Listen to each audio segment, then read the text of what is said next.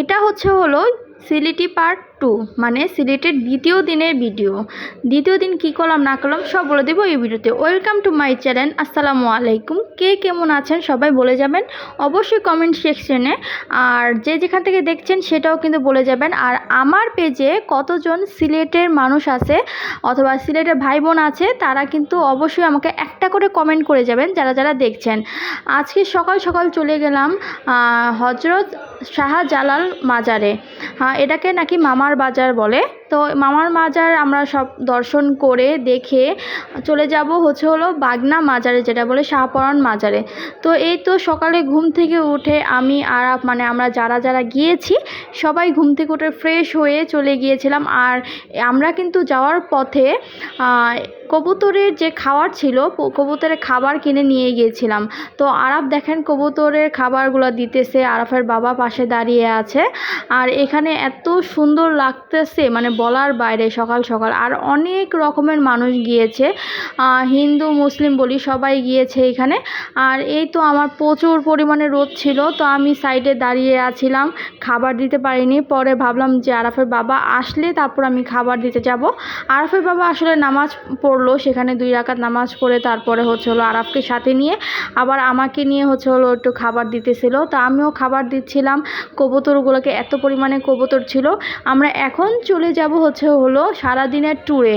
হ্যাঁ, আমরা একটা হলো গাড়ি সারাদিনের জন্য বুক করে নিয়েছিলাম, গাড়ি বা টেম্পো যেটাই বলি কিনা, আমরা সারাদিনের জন্য বুক করে নিয়েছিলাম। কারণ যেহেতু আমাদের অনেক স্পটে যাব, তো এটার জন্য আমরা সারাদিনের জন্য গাড়ি বুক করে নিয়েছিলাম। তো এখান থেকে প্রথমে চলে যাব হলো বাগিনা মাজারে, শাহপরান মাজারে, যেটা হজরত শাহপরান মাজার, সেখানে চলে যাব। তো এই তো আমরা একে একে করে সবাই গাড়িতে উঠে যাচ্ছি। উঠে হলো এখন আমাদের রওনা হবে সকাল থেকে। আমরা সকাল 11টার থেকে রওনা দিয়েছিলাম।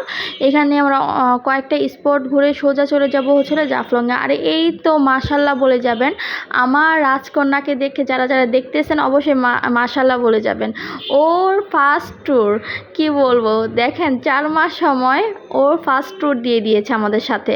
আমার নানি শাশুড়ি জানি কি বলতেছিল।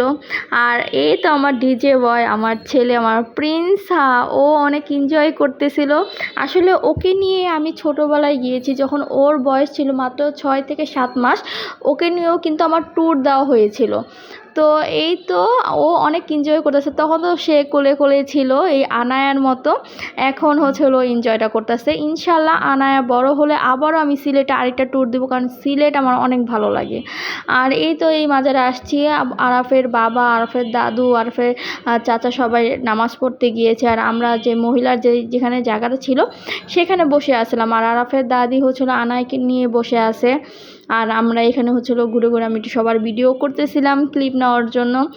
আর কিছু পথ যাইতে দেখলাম অনেক সুন্দর সুন্দর ফল পাওয়া যাচ্ছে। তো আরাফের চাচু গিয়ে একটা তরমুজ কিনলো, আর সেটাকে স্লাইস করে সবাইকে দিচ্ছিল। তরমুজটা মোটামুটি মিষ্টি ছিল, তেমন একটা মিষ্টি ছিল না। তারপরও যে পরিমাণ রোদ ছিল সেই পরিমাণ রোদে এটা খাওয়া বাহুল্য, যেটাই বলি আর কি, এটা একটু হলেও তৃপ্তি মিটাচ্ছিল আর কি আমাদের। আর এই দেখেন আমরা এখানে এখন যাচ্ছে হলো জাফলংয়ের উদ্দেশ্যে রওনা দিয়েছি। জাফলং একদম শেষ মাথায় কি মানে বাংলাদেশের শেষ মাথায় আর কি। এটা হলো ইন্ডিয়ার একটা বর্ডার পড়েছে। এইখানে আপনি ডুব দিয়ে ইন্ডিয়া চলে যেতে পারবেন, কিন্তু কেউ এটা ট্রাই করবেন না। ট্রাই করলে কিন্তু ওখানে বুঝছেনই তো অবস্থা।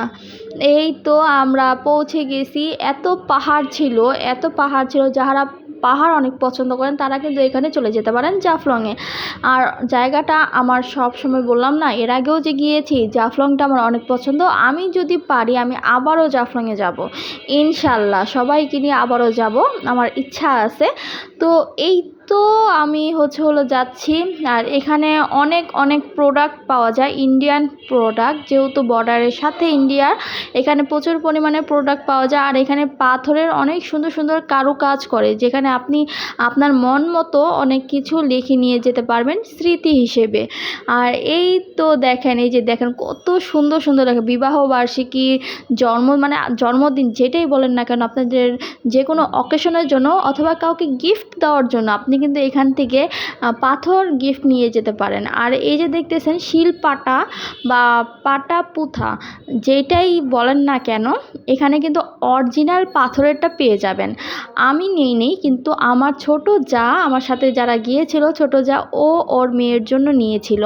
আর পাটা পুঁথাটা কিন্তু অনেক ভালো হয়েছিল, মানে একদম অরিজিনাল যেটাকে বলে।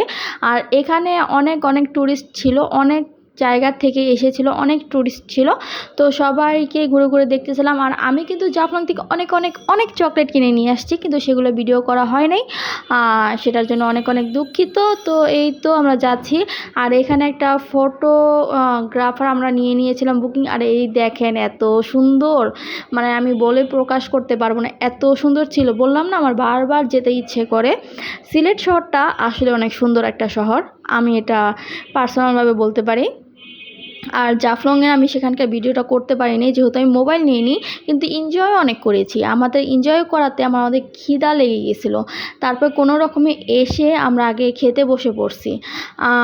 এই তো আমি একটু ঘুরে ঘুরে দেখাচ্ছিলাম। তাদের এখানে খাবারটাও এখনও বলছি মোটামুটি ছিল, মানে আমি খাবার খেয়ে শান্তি পাইনি।